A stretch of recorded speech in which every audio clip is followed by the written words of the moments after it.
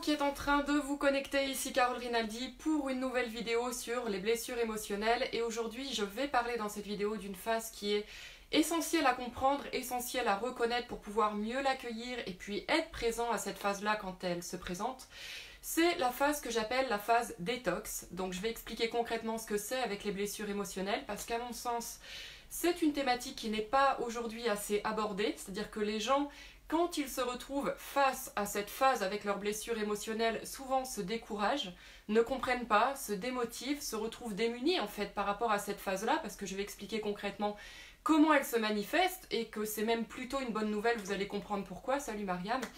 Donc c'est intéressant vraiment d'accueillir et de comprendre ce qui est en train de se passer dans cette phase et de se rappeler que c'est un processus normal qui fait partie de ce qui se passe quand on transforme des croyances limitantes, des peurs qui nous limitent depuis un certain temps. Donc ça va être le sujet aujourd'hui de cette vidéo, la phase détox, qui est une phase qui est très peu abordée dans le travail des blessures émotionnelles. C'est abordé dans d'autres cadres et notamment je suis une grande fan du travail de Joe Dispenza, du docteur Joe Dispenza, qui parle de cette phase détox dans le travail de changement de votre biochimie. Donc le travail qu'il fait dans un domaine qui est complètement spécifique et différent des blessures émotionnelles, pour autant, il y a vraiment des enseignements intéressants à apprendre parce que forcément quand vous travaillez sur vos peurs et vos croyances limitantes, vous changez également ce qui se passe au niveau mental et donc la biochimie du corps. Donc je vais faire court aujourd'hui. Salut à tous ceux qui sont en train de se connecter, Cécile, Dia... Et après je lance Valérie, Hélène, yes, je suis contente de vous voir en live aujourd'hui. Merci à vous de suivre. Salut Chantal aussi. Bon, j'y vais parce que sinon je vais passer mon temps à lire tous vos petits commentaires et j'en suis ravie, merci pour ça. Donc, première chose que j'aimerais partager dans cette vidéo, c'est que cette phase détox, qu'est-ce que c'est? En fait, c'est une bonne nouvelle, c'est ce qui va se passer au moment où vous allez commencer à dépasser vos croyances limitantes, à dépasser vos peurs, peut-être même pour les premières fois, c'est-à-dire je vais donner des exemples concrets. Vous allez traverser une phase, en tout cas il est très possible que ça se produise et c'est vraiment très fréquent avec les personnes que je peux accompagner et moi-même dans mon processus de libération des blessures émotionnelles, traverser une phase où vous vous sentez plus mal que lorsque vous vous soumettiez à vos croyances limitantes et à vos peurs et à ce que l'ego croyait finalement être le mieux pour vous. Donc je rappelle que l'ego ne peut se baser que sur des expériences qui sont passées, il est fait de votre bagage héréditaire, du bagage de la société, il est fait de votre mémoire passée, il est fait des perceptions des différentes expériences de votre vie. Donc, il interprète en fait en fonction de vos perceptions et de là notamment où il y a eu de l'inconfort, qu'est-ce qui pourrait être douloureux ou dangereux pour vous ou inconfortable, désagréable à l'avenir, dans l'idée bien sûr que d'éviter de le revivre. Donc, il y a un sens à tout ça, c'est-à-dire par exemple une personne qui a tendance à se positionner en sauveur avec les autres, va traverser une phase quand elle va se rendre compte de ce comportement et se dire mais ça c'est pas la façon dont j'ai envie de me comporter avec les autres, ça me prend beaucoup d'énergie, j'ai plein de choses à apprendre, des expériences où je me suis positionnée en tant que sauveur pour autrui et en même temps aujourd'hui j'ai plus envie d'être une personne à ma place, ça veut dire pas complètement indifférente aux autres, mais en tout cas qui laisse peut-être les autres trouver leurs propres ressources par eux-mêmes. Et bien cette personne quand elle va commencer à se faire honneur et agir plus de la manière dont je viens de dire, à savoir peut-être rester plus à sa place et poser des questions aux gens qui vont les aider eux-mêmes à trouver leurs ressources, et parfois les gens n'ont pas forcément envie de le faire, donc persévérer quand vous avez quelqu'un en face qui n'a pas forcément envie d'aller dans cette démarche. Cette personne va traverser une phase où elle va se sentir plus inconfortable qu'avant quand elle se positionnait en sauveur. Je prends l'exemple également de la personne qui prenez n'importe quelle blessure, mais on va parler de la blessure de rejet. Je sais que c'est une blessure qui a tendance à pas mal solliciter vos thématiques en vidéo. Donc, une personne qui aurait la peur du rejet et qui va se rendre compte en fait de comment ces croyances limitantes entretenues par l'ego impactent aujourd'hui son quotidien, va se dire bah tiens j'ai plus envie forcément aujourd'hui d'écouter cette croyance limitante, finalement comme le dit Pierre Pradervant ce n'est qu'une pensée que je continue de penser et ça suffit de m'y soumettre, j'ai aujourd'hui suffisamment d'expérience qui me montre que c'est pas pour autant que je ne vis pas du rejet quand je me soumets à cette croyance et en plus c'est pas pour autant qu'elle est vraie, c'est pas parce que j'y crois qu'elle est tenue pour vraie. Donc la personne va se dire, bah tiens, là où d'habitude j'allais pas vers les autres, bah, je vais peut-être faire l'effort d'aller vers des groupes de personnes, je vais peut-être faire l'effort de me montrer davantage authentique. Et ça, j'ai pu l'expérimenter vraiment avec les personnes que j'accompagne, et particulièrement sur cette blessure-là. Dès que la personne se fait honneur, il y a une phase derrière où tu peux ressentir comme des tremblements. Il y a des personnes qui vont commencer vraiment presque à se dire je fais une crise de panique alors qu'elles sont en train de trembler, elles ont la mâchoire qui se crispe, elles vont avoir peut-être des migraines, les joues qui deviennent rouges, le sang qui monte au visage. Elles vont se dire mince, qu'est-ce que je viens de faire en fait? Donc il y a l'ego, le mental qui s'emballe dans tous les sens, il y a le corps qui réagit en conséquence. Et la personne qui ne connaît pas cette phase-là va se dire mais en fait c'est négatif ce qui est en train de se passer, autant que je reste comme avant parce qu'au moins j'ai pas affronté ça. Et qu'est-ce qui est en train réellement de se passer? C'est que la personne qui avait par exemple la croyance je n'ai pas assez de valeur, je ne suis pas intéressante pour aller vers autrui, qui fait l'effort d'aller vers un groupe, à votre avis, qu'est-ce qui est dans son développement personnel le plus intéressant comme stratégie à développer? Est-ce que c'est le fait de se soumettre à sa croyance limitante ou est-ce que c'est le fait, même si c'est inconfortable, d'oser aller vers les autres? On va tous dire, c'est quand même dans la version qui l'honore et dans certainement les objectifs personnels qu'elle se fixe, c'est de pouvoir être à l'aise avec les autres, être à l'aise en groupe, de pouvoir se montrer authentique et telle qu'elle est. Sauf que le jour où elle va réaliser ça, ce qui fait qu'elle se sent plus mal, c'est justement cette phase détox. Ça veut dire que pendant des années, elle s'est soumise à une croyance qui lui faisait croire que c'était mieux de rester à l'écart parce que selon ses perceptions, elle n'avait pas assez de valeur, elle se croyait pas assez intéressante. Donc ça disparaît pas pour autant du jour au lendemain. C'est-à-dire que le jour où elle décide d'aller vers le groupe, son ego, bien qu'elle lui dise aujourd'hui j'ai envie de faire autrement, est toujours convaincue par rapport à ses expériences passées que ça peut être une réalité pour elle. Donc la personne se fait honneur, elle est fière d'elle, et tout de suite derrière, ou en général dans les 48-72 heures, il y a le mental qui commence à s'emballer, donc beaucoup de pensées, le mental qui rumine, la personne qui revoit la scène, qui se dit j'aurais pas dû, qui va aller chercher peut-être le regard d'une autre personne qu'elle a vue à ce moment-là, et se voir à travers ses yeux et se dire oh là là, là c'est sûr, cette personne a dû se dire mais pour qui je me prends, pour qui je suis, et puis du coup tu as le corps qui réagit à ça, alors que c'est le processus normal. C'est justement parce que ton corps est en train de changer de biochimie que ce qui est en train de se passer, c'est que tu es en train de te faire honneur et ton mental ne connaît pas cette nouvelle façon de faire, ton corps non plus. Donc c'est toujours de se rappeler, c'est un peu l'image d'une personne qui se drogue en fait pendant des années. Qu'est-ce qui est le mieux pour la personne? C'est tout de suite d'aller reprendre son shoot ou c'est de traverser cette phase comme un sevrage en fait, qui fait que à court terme il avait les bénéfices de l'addiction, mais à long terme, pour sa santé, qu'est-ce qui est le mieux? Donc là c'est exactement avec la même chose avec les blessures émotionnelles. C'est que finalement, c'est pas parce que pendant des années vous avez écouté une croyance limitante, vous êtes soumis à ça, que c'était la meilleure des choses pour vous. Aujourd'hui, en agissant comme vous avez vraiment envie d'être, avec la femme ou l'homme qui vous inspire, attendez-vous à traverser cette phase qui n'a rien de négatif, qui est simplement un processus normal parce que votre mental est habitué à percevoir beaucoup d'inconvénients au comportement que vous êtes en train d'adopter qui est nouveau pour vous. Il ne voit pas encore assez les bénéfices, les avantages.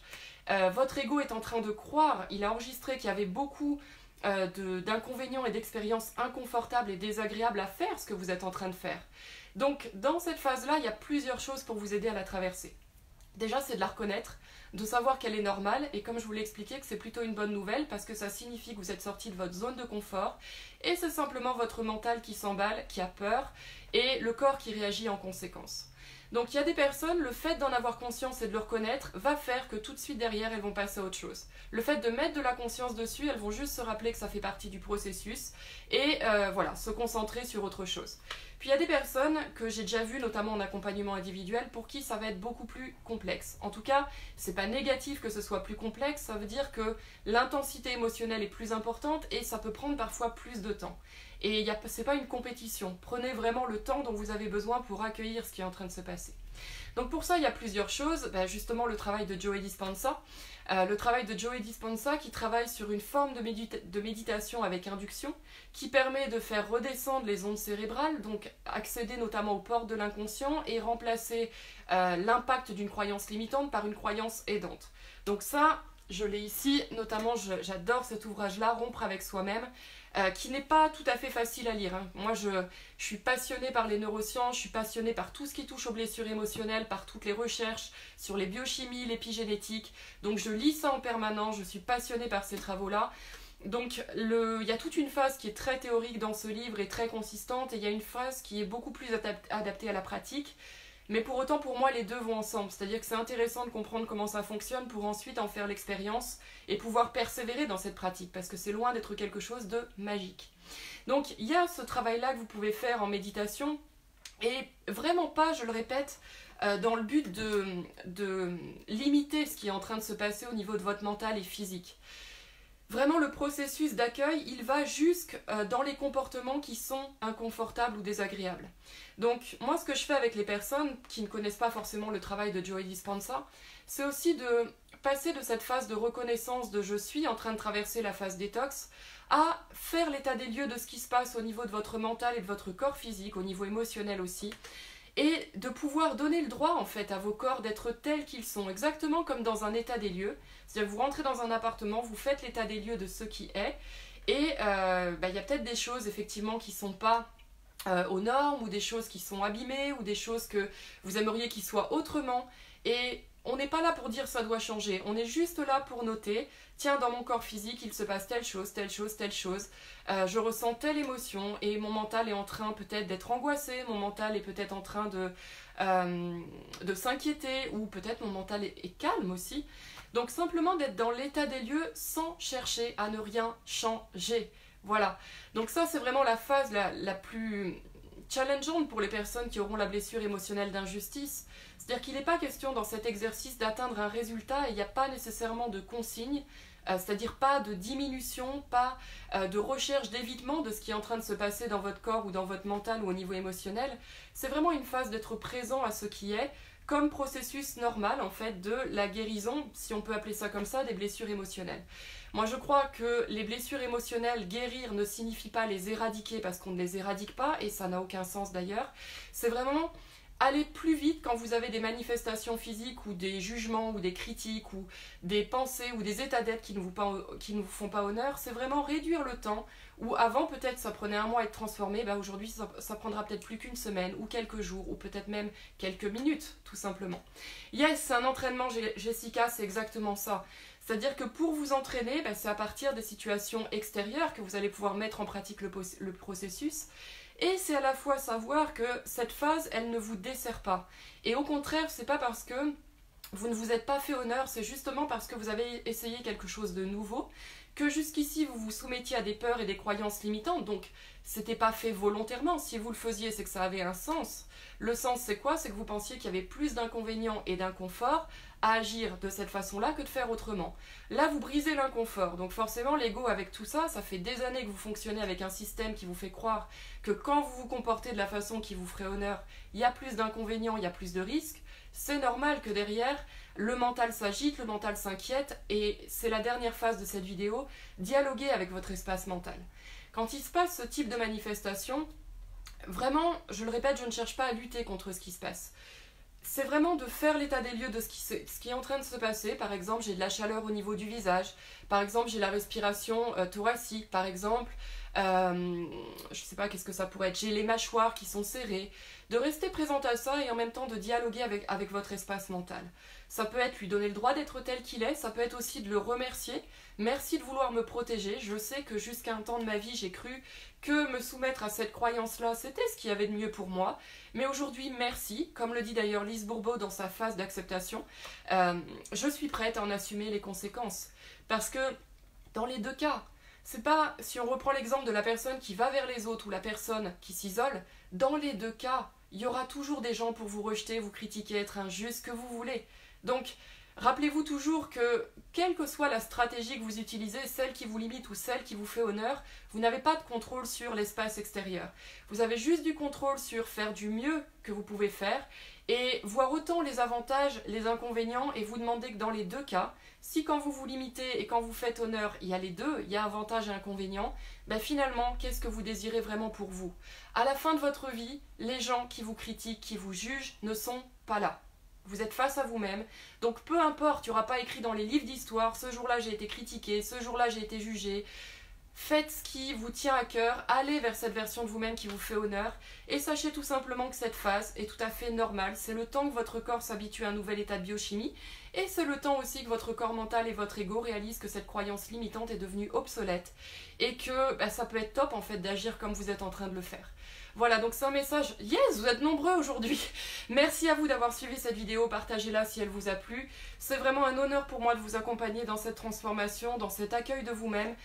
Toujours plus de conscience à soi, parce que cette conscience à soi, c'est ce qui donne aussi l'ouverture de comprendre ce qui se passe pour les autres quand ils sont dans leur propre réaction émotionnelle.